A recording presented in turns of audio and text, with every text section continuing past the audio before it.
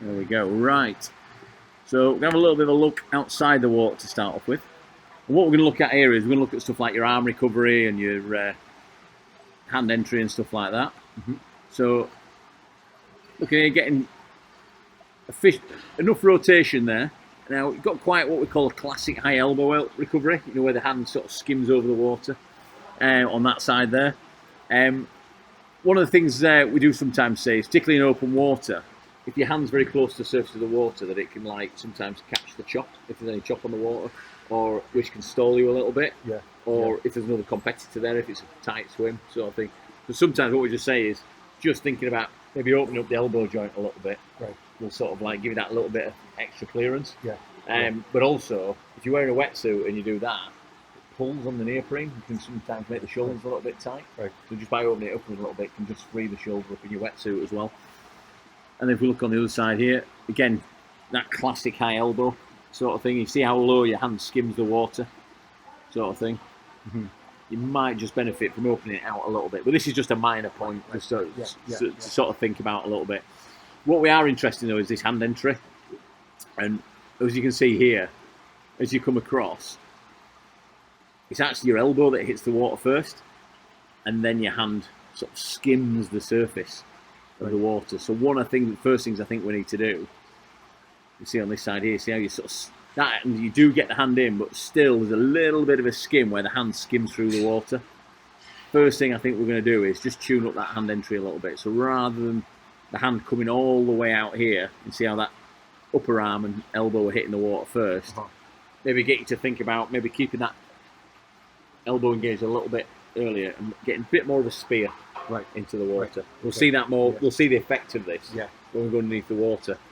And it just sort of leads me a little bit, and we'll see more from the next shot, that potentially at the front end of his stroke, see how they sort of stretch right out, that you might just be overreaching your flexibility a little bit. We're going to test your shoulder flexibility in a minute, do a little test on it, see where that's at, and this will sort of dictate how we adjust that when we get you back in the water.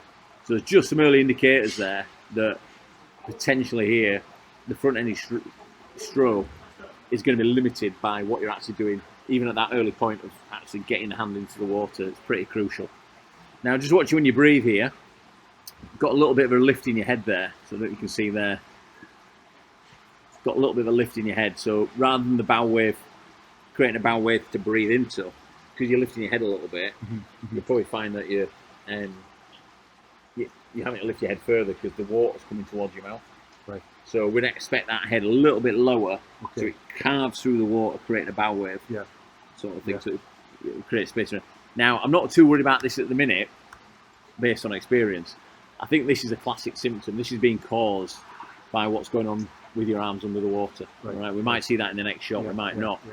But it'll be interesting to see what's going on. But that's 9 times out of 10 caused by something else. One of the things in coaching would be it's quite often people go, there's an issue there, right? Lower your head, swim with one goggle lens in the water and stuff like that. I think this will auto-correct when we get to the bottom of what's causing it, and we might see that in the next shot. So yeah, just first early indications there that we could smooth and just tidy that entry up, particularly if we find you're a little bit tighter in the shoulders, but we'll come to that in a minute. Just kind of a look from above now. That's a really good shot. Now you're going to obviously spot the thing that you mentioned earlier. Look at that. That's a good one, that. Right. So, real kind of, dare I say, obvious scissor kick, which you knew about, didn't you? Like sort of thing. But this is going to be really interesting. This, and this is when I'm training other coaches. One of my favourite sequences is seeing a swimmer like this. Right, it proves a really interesting point. 9 times out of 10, if I show this to another coach, the first thing they'll say is, right, we need to tidy that kick up, and we'll give a kickboard or we'll do some kicking drills. That scissor kick is being caused by the fact that you're over-rotating when you're breathing. So you can see how that shoulder's come around, almost round to 90 degrees. So you're really twisting your body around when you breathe. Okay, and because your body's unstable, your legs are instinctively kicking to try and stabilise yourself. A bit like if I went to shove you off that bench without telling you, you'd instantly brace yourself. That's what your legs are doing, all right? You're aware of it, Yeah. A lot of people aren't, right? And they don't realise they're doing it because they're it's the body instinctively doing what it needs to do to stop the body flipping onto its back. So they're bracing. That's happening because of the over-rotation. You're over-rotating to get that head clear for a breath, right? So legs are caused by the over-rotation of the body. The over-rotation of the body is happening because for some reason you're feeling like you're needing to lift that head and really get your head round for a breath. The reason that's happening is because what's happening with this lead arm. All right, I'll show you that now. So let's not worry too much. You can see that you're sort of coming across your centre line a little bit there. But again, that's an indication of overreaching your flexibility, which we'll come on to in a minute. All right. What I'm interested in is what happens when you turn to breathe. So this lead arm here, what actually happens is, if you watch it, very quickly, the arm slips away underneath you, like that. And you end up in this position here, where you've got both arms behind the head, right? What that's showing me is that you've actually, and when we go under the water, we'll see that when you breathe, rather than actually creating traction and support on the water, like getting hold of it, and being able to control your rotation to stabilise your breathing, what's actually happening is you're whipping round. And that's having a knock-on effect. So the lead arm not creating traction and support when you breathe is actually causing you to probably feel like your head's sinking. So you flinch your head up, over-rotate, right, and then your legs scissor kick out. So it's a knock-on ripple effect all the way down the body. All right. The obvious thing is the legs. All right. Well, this ends reacting to what's going on up here. Now, you might have heard the term. Sometimes people call it front quadrant swimming or catch-up swimming. Have you heard that one? Yeah. So when they say front quadrant, what they mean is if I just draw an arrowhead on here like that, what they mean is by that, if I draw a circle around that, these are the two rear quadrants, these are the two front quadrants. The theory is, and the same in catch-up swimming, that you should always have one hand in either of these two front quadrants. So the actual point where they switch over should be in front of your head. And I'll show you an example of that. Get Jono Van Hazel up here. Let's just get Jono to get a similar shot. Here we go. There we go. He's breathing. You can see there. If we do similar with Jono, I won't bother with a circle or anything, but we just draw a line at the top of his head. You see there how the point at which the hands change over are just forward of the head, even when he's breathing. All right. So he's got that slight overlap. All right. Some people call it catch up. Some people call it front quadrant. I don't like calling it catch up because people think of the catch up drill. Yeah. That's the worst drill in the world. All right. Because what it does is it puts a dead spot in the stroke, doesn't it? So you think about it from a coach perspective. If you're getting someone to hold that hand out there and recover this hand to here before you take the next stroke, they're creating a dead spot where they're decelerating. Now, if you watch John, if you just take him back a little bit here, he's just finished the stroke on this left hand. You watch his right hand, and if I just frame by frame it, you'll see he instantly starts pulling back on the water. So there's no dead spot in his stroke. What's actually happening here with Jono is this hand's creating his stroking arm's creating traction on the water, and because the water's 1,000 times denser than the air that this arm's moving through, this arm can't travel as fast as this arm, so therefore this arm catches up because it's travelling faster. It's a bit of physics, really, sort of thing. But someone in the wisdom thought, oh, we can teach that by making someone hold the arm out there longer. Actually, what we want to do is we want to slow that arm down by getting good traction and propulsion on the water. So this is showing to me here, every time you breathe, which is every other stroke, you're losing traction in your stroke. So therefore, 50% of your strokes aren't as effective as they could be. Now, if you're breathing every 3 and doing that on both sides, you'd only be 33% inefficient. Sort of thing. So this is a massive win straight away. If we can correct that, and that's just on your breathing strokes. We'll probably find in a minute that could do with a bit of a tune-up in general. But does that make sense? It does very much so. Yeah. I mean, it's quite visual. It's a very different way of thinking about it. Yeah. But ultimately, the only reason he ends up with a catch-up style stroke is because this arm is pulling on a dense liquid.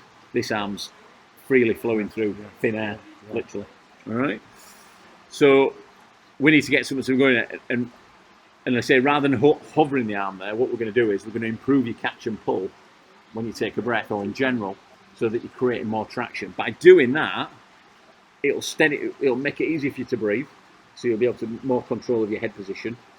Your rotation will be more under control, and your legs will calm down. It might not calm down straight away. They'll calm down a little bit, but you've got a habit now of doing that scissor kick. So which I was know, because I mean, when I first started, there was one of the club members who coached me. He's from a swimming background, and he said it was like an instability thing, that you're trying to like. But I don't ever feel like I'm unbalanced. That's the weird thing, and I would swear that my feet were actually together. They're not.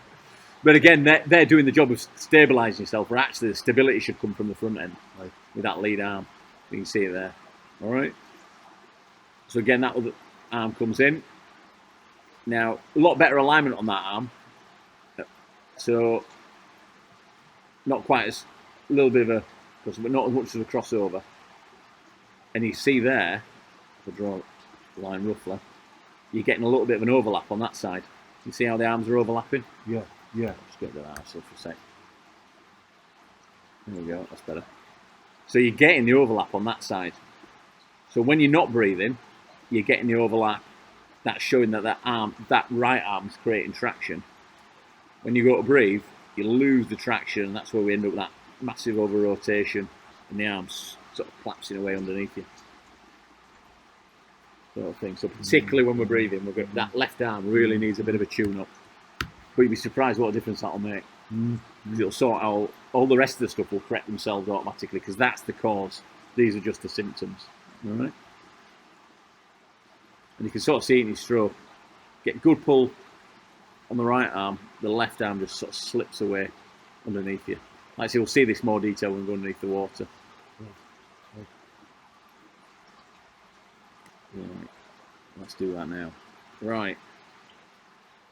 Now, a couple of things here. Pretty good body position there. So, obviously, you can see you kicking a little bit. Your kick's not too wild, which is good. But actually here, you see, you've got really good body position there. But what's quite interesting is, you've got quite an arch in your back. Oops. You can see that there. So if you go down from your shoulders, sort of mid-spine about there, you sort of come up and you get a little bit of a dip because you're a little bit tight in your hip flexors, but you're from a running and cycling background, that's to be expected. But particularly as you're bringing this left arm over, you can see how much you arch in your back. Do you ever get, particularly in a wetsuit, do you ever get lower back pain? Swimming in a wetsuit?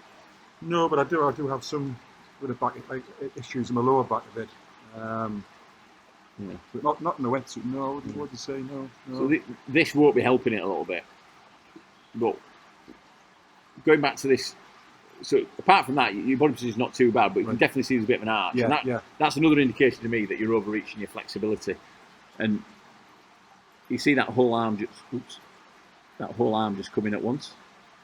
There. Yeah. So looking really, really stretched out. And as you fall through the stroke, what actually happens is the first thing that this arm does is press down. Like that. Pressing down. And that's obviously when you're taking a breath, but you'll see probably a similar thing on this non-breathing side. Whole arm sort of comes in at once. You see how the hand's pressing down rather than pulling back. The reason this is happening is because you're reaching so far over the top, or into and through the water. What we need to actually find is your actual correct point of entry. So it might be that we get you in a little bit earlier and actually get you to spear a little bit deeper to allow for your shoulder flexibility. Now I'll show you what I mean by that. We're going to test your flexibility. I'll show you mine first, how rubbish my shoulder flexibility is. Alright, it ain't great. Right. I spent 8 years in the army. That screwed my shoulder flexibility up. But it got me into triathlon. So what I'm suspecting here is we need to adjust your entry point. Get you entering earlier and going a little bit deeper to allow for your flexibility. Let's just head over here and I'll show you a little demo.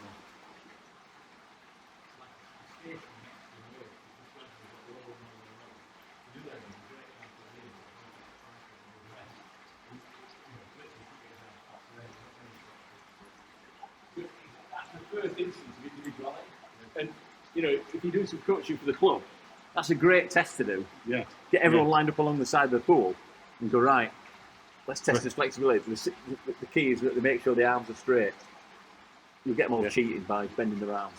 The arms have got to bit nice and straight, and it'll give you a bit of an insight into where that. So I don't think I was far off where I thought you might need to reach.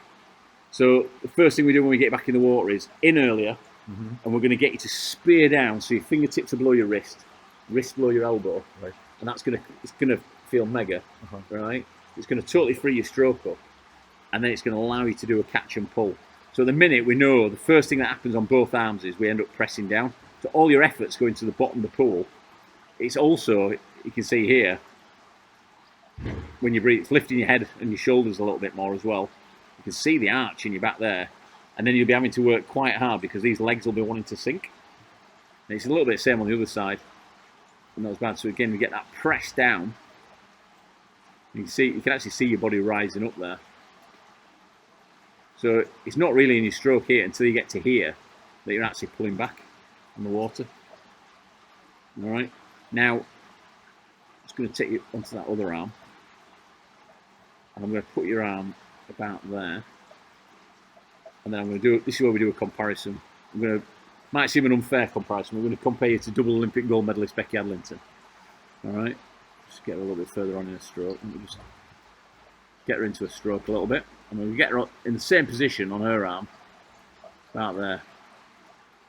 So you instantly see the difference. Obviously, we're on your breathing side, so this is the most extreme side for you. It's almost like a mirror image, isn't it? Your elbow's down, Becky's is up and over, like that.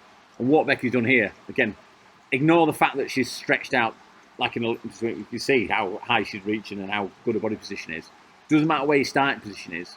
What we need to do is we need to basically do what we call a high elbow catch and pull. All right. Now the catch, full enough. Again, as a coach, when you get back to your club, feel free to share all this. All right. I'm not precious about it. Anything you learn from here that you can pass on, fine by me. All right.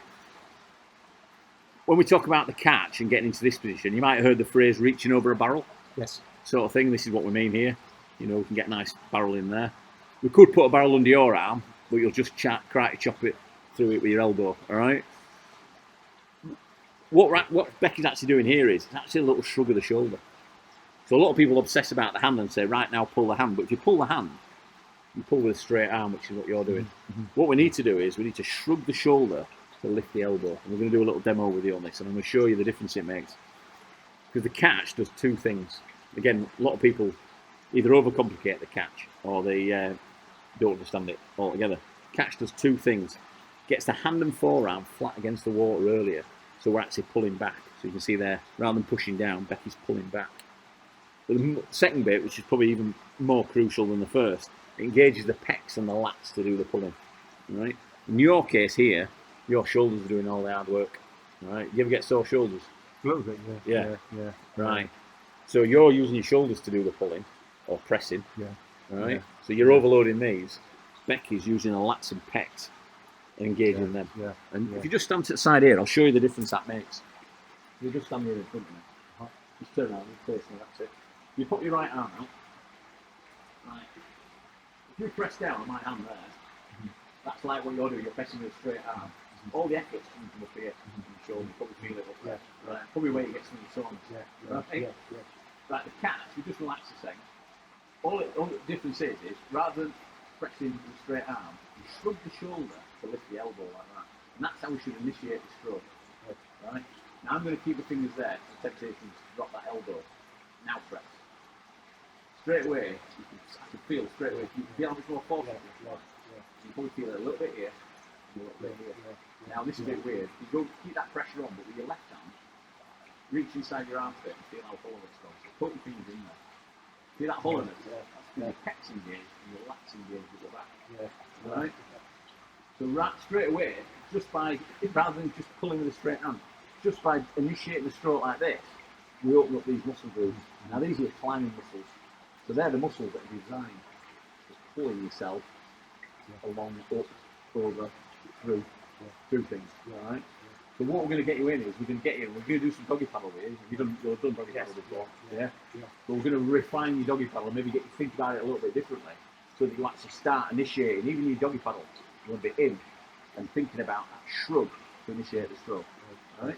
And to put that into a bit of context, if you just lean over as if you're in the water and reach forward with that right arm, I know it's not 100% technically accurate, but we're going to get you to spearing with a nice straight arm. So you're still going to, you're going to go in a little bit deeper, fingertips below the wrist below the elbow. Now, if you did what you are doing currently, you push me to the ground, wouldn't you? Yeah. Yeah. Right, what you're going to do is you're going to shrug and pull me towards you. Like that. That's it. And see how the hand folds nicely. That's going to come evident in the next shot we're going to look at. Yeah. Straight away, when you're doing that, you can see your lats working. Okay. Yeah. Big difference between that and that. Yeah. Isn't there? Yeah.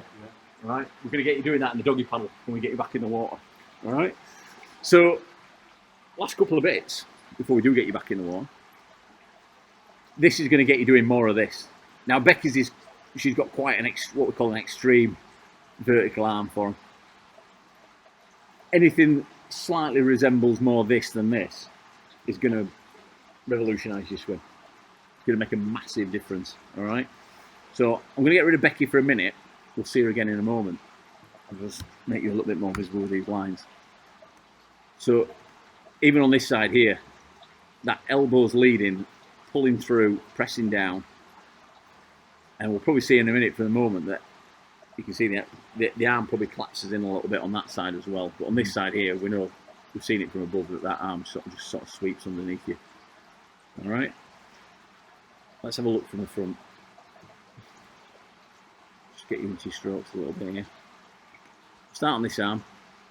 So you can see there, it sort of presses down. You've got a little bit of a bend in it, but probably argue that's a little bit straight and a little bit deep. All right. This other arm presses down, and because you're over rotating, sort of comes and collapses underneath you, like so. Now, ironically, if you weren't as over rotated, that'd probably be the same as that one, sort of thing. Now, if we bring Becky back in alongside, in a slightly different shot. I'll just bring it, I'm speeding her up here by the way, I'll just bring her towards the camera. Same position in the stroke. She's normally about 100 to 104 degrees. But the thing here is, this is what you've just been doing on that dry land exercise there. We just draw a plumb line roughly off of there. It's a bit of a funny camera angle. Hands pulling underneath the shoulder like yours was doing. All right, and the significance of that is she's pulling, so she's engaged the lats and pecs, and she's pulling in line with them. All right, and you'll see here, even when she breathes, she's annoyingly symmetrical. All right. Now the analogy I use for this shot here is: imagine climbing out the deep end of your swimming pool. Would you? Let me try and mirror yours there like that. Would you put your arms sort of straight, an angle like that out in front of you, and try and lever yourself up? Right. Well, actually, you probably do a bit more what Becky does is, you place your hands shoulder width apart. The next thing you do is shrug your shoulders, lift your elbows to engage your lats and pecs, and then push. And you do that instinctively because there's a solid object there. Right. It's a bit like Becky's treating the water like a solid object, and she's getting hold of it one arm at a time and climbing through the water. So it should be called front climb, not front crawl, in my eyes. All right, I call it freestyle anyway. So again, if we can get you doing a little bit more of this, which we're going to do in a moment, pulling with those, I like to call them half diamond shapes, so, and creating those by that little shrug of the shoulder to engage, you're going to feel so much more power and delivery through your stroke compared to what you do in a minute. So it's a bit like your arms are pulling through the water, they're generating some propulsion. Again, if we can get you a little bit more like this, straight away you're going to feel the difference. Yeah. Just trying to think how. So you think it's just a case of initially consciously sort of trying to. Yeah. So basically, spear. You've got to start with a straight arm. One of the pitfalls of this is people start swimming like this. Yeah. They go in with a catch already done. In, catch like that. And we're going to get you doing that in the doggy paddle. Spear in, shrug, to pull back. Yeah. All right. And it's just a little conscious. But the thing being is, at the moment you're all the way up here. There's no room to do that. free it up a little bit. This is the first thing we're going to do. Then you're going to have that little room to just be able to initiate the stroke. You're going to have a bit of movement in your shoulders to be able to get the elbow up and do the catch and pull. Yeah. Right. All right? Does that make sense? No, it does, yeah. Good stuff. Conscious of time. Should we get you back